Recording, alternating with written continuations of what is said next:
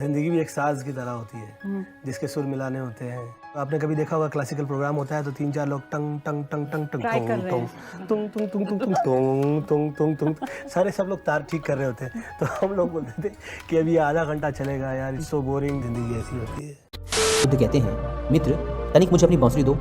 यह सुनकर वे तीनों व्यक्ति हंस पड़ते हैं और कहते हैं, अब सन्यासी बांसुरी बजाएगा। बुद्ध बांसुरी लेते हैं और बजाना शुरू करते हैं। जैसे ही बुद्ध बांसुरी बजाना आरंभ करते हैं, एक बार गौतम बुद्ध एक वन से गुजर रहे होते हैं। बुद्ध देखते हैं कि 3 व्यक्ति बुद्ध की ओर दौड़े हुए चले आ रहे हैं। वो तीनों व्यक्ति बुद्ध के पास पहुंचते हैं और बुद्ध से पूछते हैं, मुनिवर, क्या आपने यहाँ से एक स्त्री को भागते हुए देखा है? बुद्ध कहते हैं, नहीं, मैंने तो यहाँ से किसी भी स्त्री को भागते हुए नहीं देखा। बुद्ध आगे पूछते हैं, परंतु आप तीनों इतने परेशान क्यों हो? वे व्यक्ति कहते हैं, वो स्त्री एक डायन थी, वो हमारा सारा धन लेकर भाग गई। बुद्ध कहते हैं, अकारण ही वह तुम्हारा सारा धन लेकर भाग गई? वे तीनों व्यक्ति कहते हैं, अकारण तो नहीं, हम तीनों उस स्त्री को आमोद प्रमोद के लिए लाए थे, परंतु उसने हम तीनों को ही मदिरा पिला पिला कर बेहोश कर दिया और फिर हमारा सारा धन लेकर वहाँ से भाग गई। यह सुनकर बुद्ध मुस्कुराते हैं और कहते हैं, अच्छा है, उसने तुम्हारा कुछ बोझ हल्का कर दिया। यह सुनकर उन तीनों में से एक व्यक्ति को क्रोध आ जाता है और वह गुस्से में चिल्लाकर बुद्ध से कहता है, अरे तुम हमारा उपहास उड़ा रहे हो? तुम्हें पता भी है वह धन कितना था? इतना धन तुमने आज तक स्वप्न में भी नहीं देखा होगा।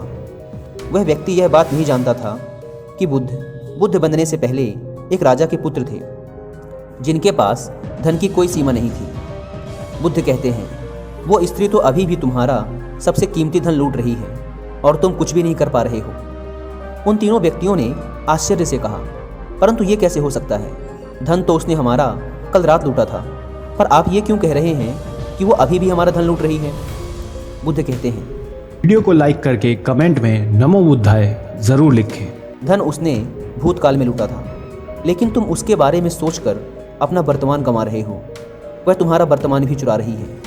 ऐसा हो सकता है कि तुम उसे भविष्य में पकड़ लो और दंड दो, परंतु उस भविष्य और इस भूत के चक्कर में तुम्हारा वर्तमान तो खराब हो ही रहा है। और यही सबसे बड़ी समस्या है। तुम भूतकाल का बोझ उठाए उस भविष्य को बदलने का प्रयास कर रहे हो जो अनिश्चित है, और खो रहे हो अपने वर्तमान को। उन तीनों में से एक व्यक्ति कहता है, बात तो सही है, लेकिन यदि हम इसी क्षण में जिए तो? बुद्ध कहते हैं, यदि तुम इसी क्षण में जी पाए तो तुम अपने आप को जान पाओगे और अपने सारे दुखों का कारण भी जान पाओगे। उन तीनों में से एक व्यक्ति हंसते हुए कहता है, क्या आप अपने आप को जान पाए? और अगर जान भी पाए तो उससे क्या बदल गया? उन तीनों व्यक्तियों में से एक के पास बांसुरी होती है। बुद्ध कहते हैं, मित्र तनिक मुझे अपनी बांसुरी दो। यह सुनकर वे तीनों व्यक्ति हंस पड़ते हैं और कहते हैं, अब सन्यासी बांसुरी बजाएगा।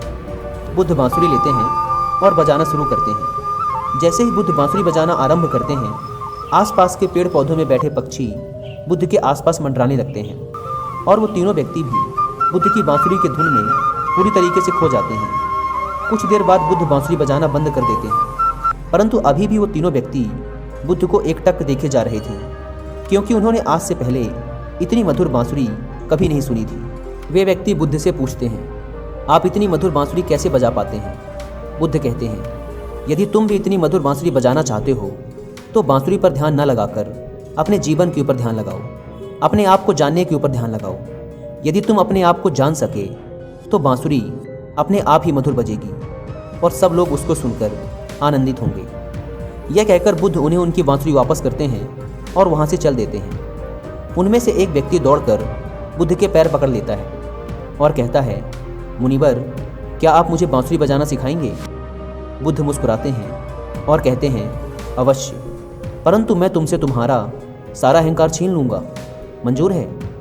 और वह व्यक्ति बुद्ध का शिष्य बन जाता है। इससे और भी वीडियोस देखने के लिए सब्सक्राइब कीजिए चैनल को और दबाइए बेल आइकन को।